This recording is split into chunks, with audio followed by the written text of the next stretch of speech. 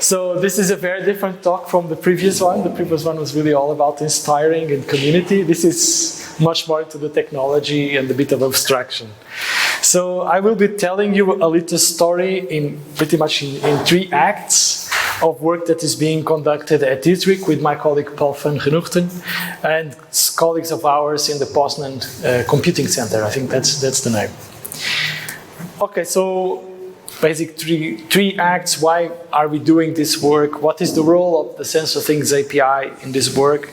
And then this tool called GloSIS and how it is making things around the GloSIS project possible. Okay, motivation. Why are we here?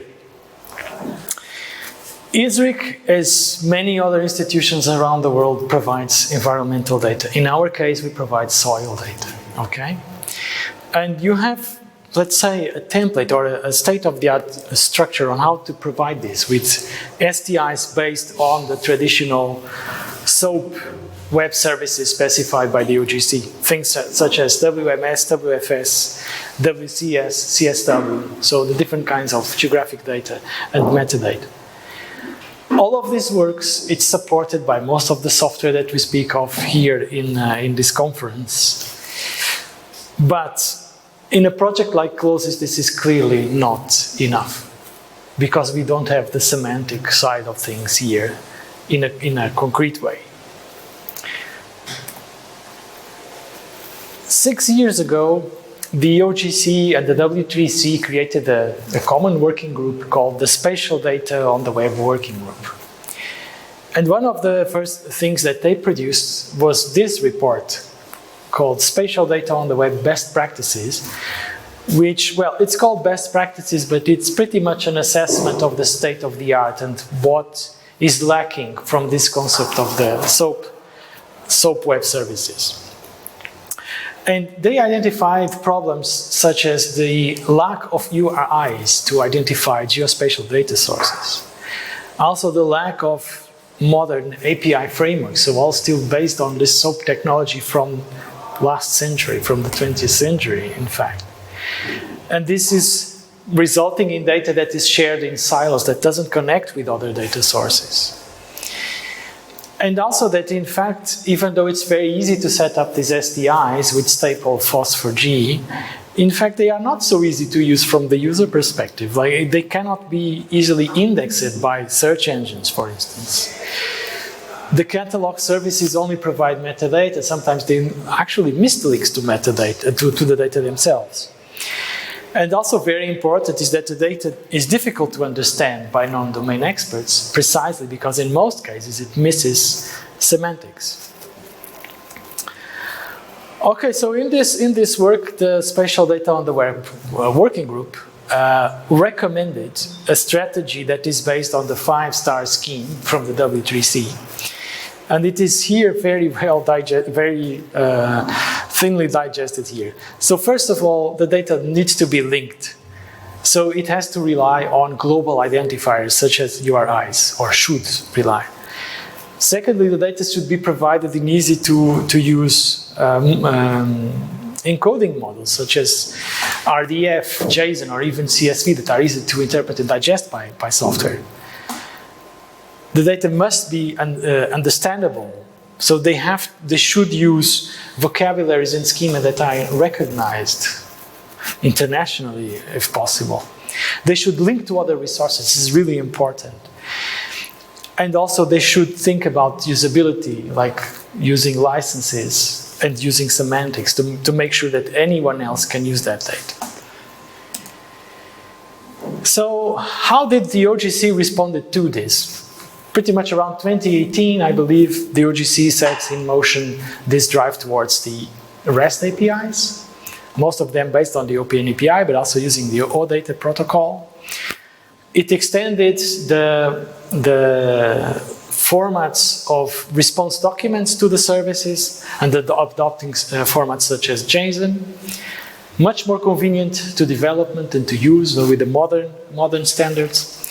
However, there was also a departure from the previous philosophy with the web services, is that semantics was really completely left aside.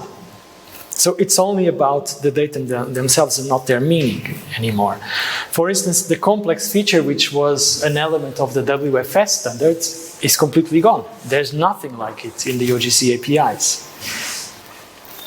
There was no objective attempt to get into the semantic web, for instance, like looking at RDF again.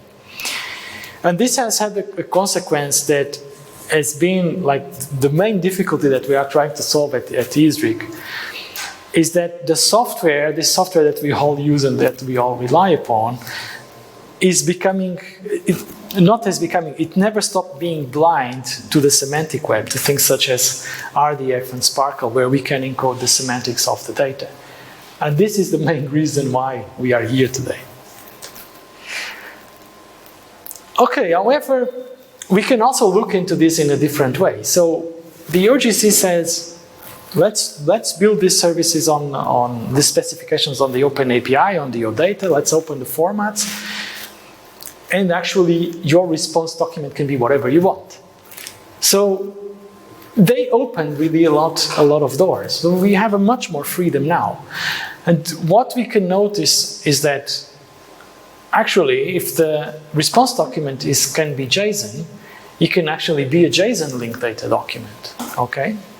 And so this means that you can yourself include semantics in your response in these services and start replying back to the user with actual knowledge graphs, with metadata by side with the data, with links to other resources, and also to choose different ontologies and use different ontologies to make sure that your data is really understandable, that really has semantics.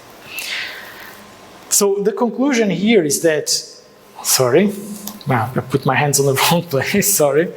The conclusion is that actually, if you look at this, the coupling of the OGC APIs with the semantic web is actually possible. You have a little bit of work to do, but it's in theory, it's already possible to do this. You don't need to invent anything else. Okay, so then we get to the SensorThings API. So this is a standard that succeeds other standards of the OGC, the Sensor Web Enablement Constellation. And it's basically a framework for the Internet of Things. It's thought about that. It addresses interoperability, both syntactic, so the actual technological interoperability, but also semantics. So this means that if everyone is using this standard, they are exchanging data that have the same meaning, and it's relatively easy to reuse. It's based on REST principles, and it promotes encoding with JSON, with OData protocol, and URL conventions. So this is already guiding development towards these guidelines that the Spatial Data on the Web working group provided. Now, what is important about the SensorThings API, beyond the actual definition of the API and the structure of the API, is that behind it there is a domain model. And the domain model basically gives you your semantics. It explains what kind of data categories you should have in your data store to be able to provide the SensorThings API. And here we see a number of classes or concepts that are common to other OGC standards, such as observations and measurements. So the OGC has had a work that is a constant stream that has constantly evolved without breaking with past standards. And we see things such as observation, feature of interest, sensor, location, unobserved property. So a domain model that is conceived to the collection of data on the field. Okay, and this is a common theme to most of us here in the FOSS4G. We deploy sensors on the field, we send surveys on the field to collect data, and this domain model essentially tells you how you structure, how you provide semantics to that data. And now, what we can also observe is that this domain model that is underlying the SensorThings API is very well aligned in a way by design, with the semantic web, especially through this web ontology called the sensor observation sample and actuator, which pretty much mirrors this domain model in the semantic web with RDF. And here in this little table, I show that actually the concepts on the SensorThings API domain model and on SOSA, they actually match. Some of them have even the same name. What this means is that if you create your link data, your RDF data, using this ontology, you are by and large immediately complying with the SensorThings domain model. Okay, and this is where things start to become interesting for a place like ISWIG, where you can embrace the semantic web and ontologies like SOSA and immediately get behind the SensorThings API. Okay, so now the next act is this tool called Garlic. So it's spelled GLRC, but actually you pronounce it as garlic. What is this? It's something very simple. It does a lot of things, but it's actually very simple. It's a lightweight server that translates SPARQL queries into APIs. The idea is to provide access to linked data and linked data resources bypassing SPARQL. So that has some negative aspects, like you cannot do federative queries, but at the same time, this all becomes much easier for modern software frameworks. And you can do things such as code generation from APIs, etc. These modern things that people use these days. So how does Garlic work? You need to create a repository at GitHub, and you encode a number of SPARQL queries in that repository. And in each of these queries, you create a pre-section where you use a number of metadata decorators that are coded in YAML, a very simple version of YAML. And then the key is to identify in that YAML section the parameters in your SPARQL query that will be parameters in the resulting API. And you use mechanisms very simple, such as adding an underscore prefix and a number of other mechanisms that I will show a little bit later. And then once you have your repository on GitHub, all you need to do is then point the Garlic application itself to your repository, and it will generate an API for you with the Swagger interface, etc. So let me show you a little example. This is from the Garlic website itself. This is a SPARQL query that is searching for music albums on the DBpedia within a certain music genre. Okay, and you can see here that one of the variables in the SPARQL query has these underscores. And on top, we have this very small YAML section that identifies that this variable genre is going to be my variable in the API. And so then you put this in a GitHub repository, give it to Garlic, and Garlic's going to do everything else for you. Right? And it will create the Swagger interface like you see here, with a bit of metadata, etc. So it's incredibly simple to use and extremely useful. Okay, so now how is this relevant and exactly where are we using this at ISWIG? So there's, I need to tell you another story, and that's the GloSIS project. In 2012, the FAO, the United Nations Organization for Food and Agriculture, established an initiative called the Global Soil Partnership that involved institutions such as ISWIG and pretty much all the national soil data institutions in the world. It had some broad and important goals to raise awareness on the importance of soil and to promote good practice in land and soil management. and think about this from a global perspective. To have this ambitious, but I think realistic goal on having a sustainable agriculture in the whole world. However, to do this immediately, you bump into a major difficulty is that soil data is not collected globally. So you have these institutions spread across each country. So even here in Europe, each country has at least one, some countries have more than one.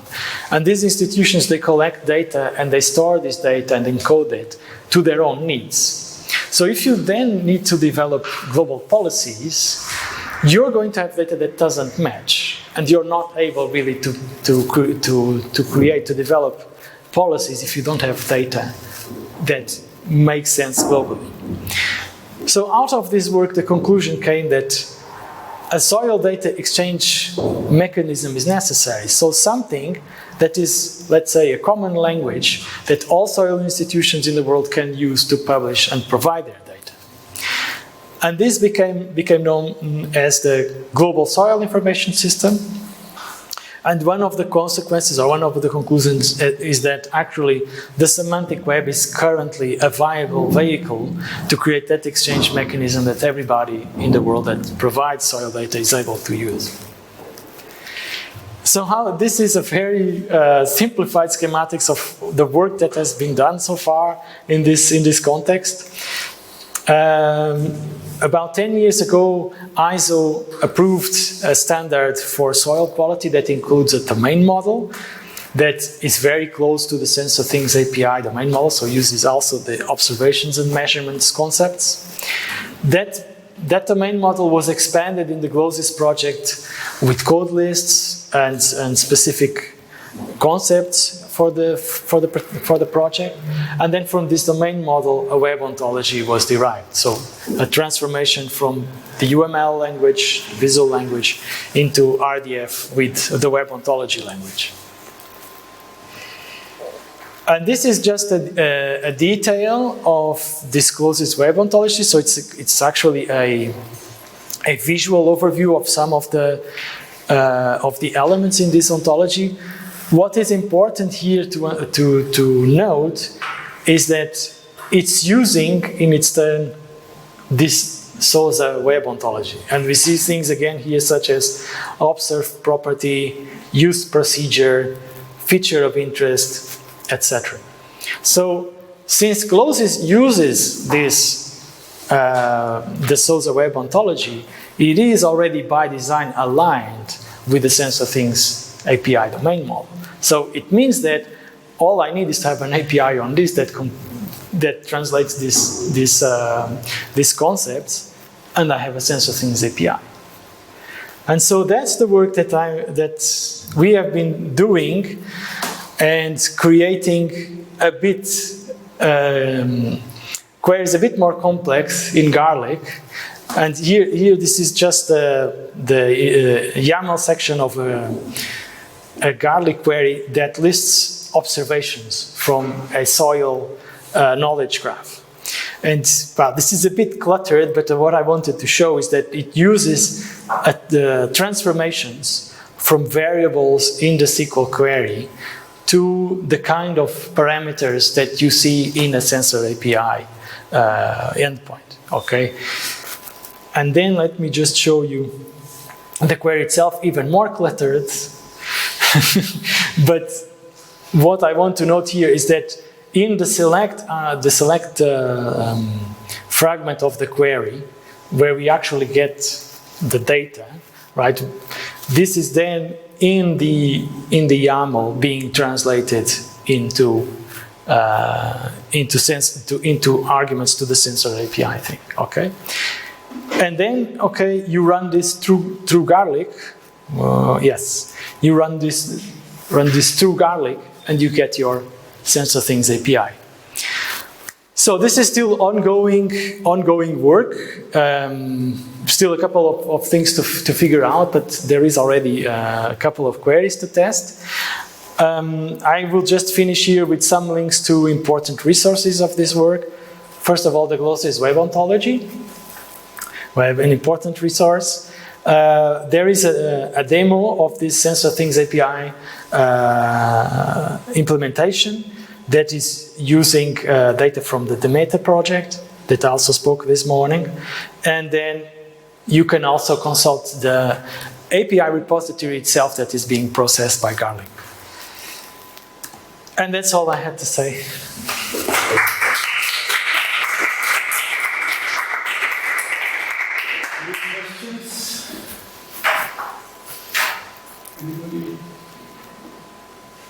Everything clear, even the complex?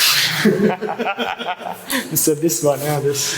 Yeah, that was very nice. Yes. And So you can all do this yourself now, that's great.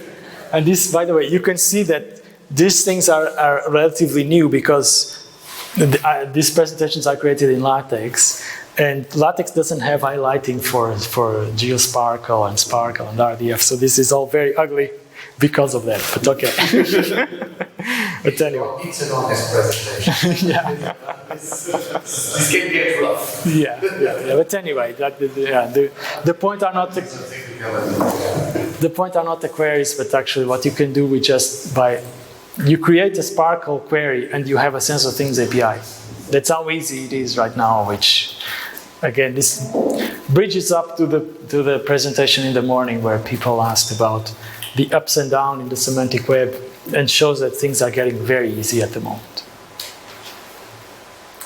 Okay, there are no questions, and let's give over the round. Okay.